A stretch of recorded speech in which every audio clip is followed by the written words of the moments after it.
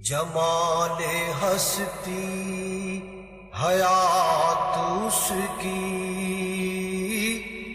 بشر نہیں عظمت بشر ہے، میرا پیمبر عظیم تر ہے۔ اشرف الانبیاء احمد مصطفیٰ محمد مصطفیٰ صلی اللہ علیہ وآلہ وسلم عالم وجود میں رونق افروز ہوئے اور پاکیزہ بدن خوشبو میں بسے ہوئے بحالت سجدہ مکہ مکرمہ کی مقدس سرزمین پر اپنے والد ماجد کے مکان میں پیدا ہوئے۔ لیکن باپ کہاں تھے جو بلائے جاتے اور اپنے نونہال کو دیکھ کر نہال ہوتے؟ وہ تو پہلے ہی وفات پا چکے تھے۔ دادا بلائے گئے۔ یہ خوشخبری سن کر دادا عبد المطلب اپنے گھر آئے اور والہانہ جوش محبت میں اپنے پوتے کو کلیجے سے لگایا، پھر کعبے میں لے جا کر خیر و برکت کی دعا مانگی اور محمد نام رکھا۔ محمد ہمارے بڑی شان والے، محمد ہمارے بڑی شان والے۔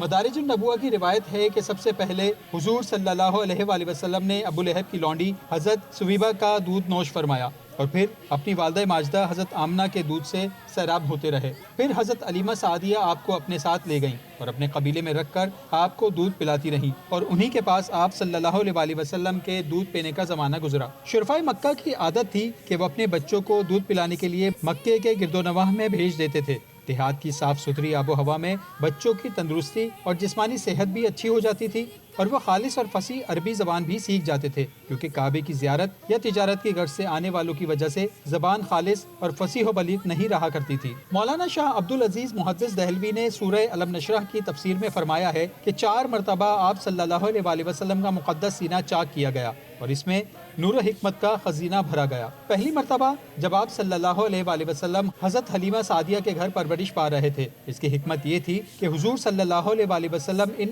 وسوسوں اور خیالات سے محفوظ رہیں جن میں بچے مبتلا ہو کر کھیل کود اور شرارتوں کی طرف مائل ہو جاتے ہیں۔ دوسری بار 10 برس کی عمر میں ہوا تاکہ جوانی کی پرآشوب شہوتوں کے خطرات سے آپ بے خوف ہو جائیں۔ تیسری بار غار حرا میں شق صدر ہوا اور آپ صلی اللہ علیہ وآلہ وسلم کے قلب میں نور سکینہ بھر دیا گیا تاکہ آپ وحی الہی کے عظیم اور گراں بار بوجھ کو برداشت کر سکیں۔ چوتھی مرتبہ شب معراج میں آپ صلی اللہ علیہ وآلہ وسلم کا مبارک سینہ چاک کر کے نور و حکمت کے خزانوں سے معمور کیا گیا تاکہ آپ کے قلب مبارک میں اتنی وسعت اور صلاحیت پیدا ہو جائے کہ آپ دیدار الہی عز و جل کی تجلیوں اور کلام ربانی کی ہیبتوں اور عظمتوں کے متحمل ہو سکیں۔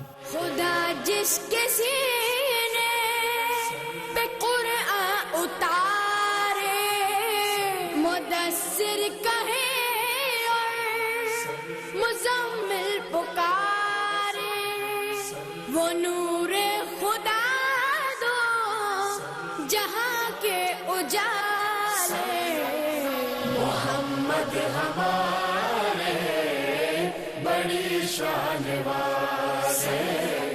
مدارج النبوہ کی روایت ہے کہ حضرت حلیمہ فرماتی ہیں کہ آپ صلی اللہ علیہ وآلہ وسلم کے گہوارہ فرشتوں کے ہلانے سے ہلتا تھا اور آپ بچپن میں چاند کی طرف انگلی اٹھا کر اشارہ فرماتے تھے تو چاند آپ صلی اللہ علیہ وآلہ وسلم کی انگلی کے اشاروں پر حرکت کرتا تھا۔ آپ کی زبان کھلی تو سب سے اول جو کلام آپ کی زبان مبارک سے نکلا وہ یہ تھا، اللہ اکبر، اللہ اکبر، الحمدللہ رب العالمین و سبحان اللہ۔ آپ کے بچپن کا قابل توجہ پہلو کہ جس پر قرآن کریم زور دیتا ہے وہ آپ کا یتیم ہونا ہے۔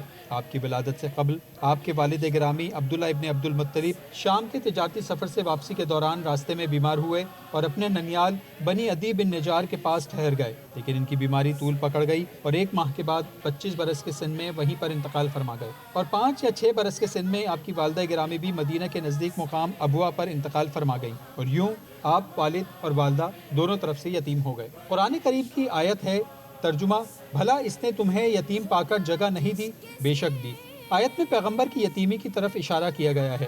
جبکہ آن حضرت صلی اللہ علیہ وآلہ وسلم شکم مادر میں تھے تو آپ کے والد گرامی جناب عبداللہ دنیا سے رخصت ہو گئے اور جب 6 برس کے تھے تو آپ کی والدہ گرامی بھی انتقال فرما گئی تو خدا نے آپ کے دادا جناب عبد المطلب کو آپ کی پناہ کا قرار دیا۔ جب 8 برس کے تھے تو آپ کے دادا بھی دنیا سے چلے گئے۔ تو پھر چچا حضرت ابو طالب کی پناہ میں دے دیا کہ جو آپ کو اپنی جان سے زیادہ عزیز رکھتے تھے اور آپ کی حفاظت کرتے تھے، مکان کے اندر اور باہر ہر وقت آپ کو اپنے ساتھ ہی رکھتے، اپنے ساتھ کھلاتے پلاتے، اپنے پاس ہی آپ کا بستر بچھاتے اور ایک لمحے کے لیے بھی کبھی اپنی نظروں سے اوجھل نہیں ہونے دیتے تھے۔ ایک مرتبہ ملک عرب میں انتہائی خوفناک قحط پڑ گیا۔ اہل مکہ سردار عرب ابو طالب کی خدمت میں حاضر ہوئے اور فریاد کرنے لگے۔ حضرت ابو طالب کا دل بھر آیا اور حضور صلی اللہ علیہ وآلہ وسلم کو ساتھ لے کر حرم کعبہ میں گئے۔ حضور صلی اللہ علیہ وآلہ وسلم نے اپنی انگشت مبارک کو آسمان کی طرف اٹھا دیا، ایک دم چاروں طرف بدلیاں نمودار ہوئیں اور فوراً ہی اس زور کا باران رحمت برسا کہ عرب کی زمین سیراب ہو گئی، قحط دفع ہو گیا اور کال کٹ گیا اور سارا عرب خوشحال اور نہال ہو گیا۔ جب حضور صلی اللہ علیہ وآلہ وسلم کی حیات مبارک 12 برس کی ہوئی تو اس وقت حضرت ابو طالب نے تجارت کی غرض سے ملک شام کا سفر کیا۔ حضرت ابو طالب کو چونکہ حضور صلی اللہ علیہ وآلہ وسلم سے بہت ہی والہانہ محبت تھی،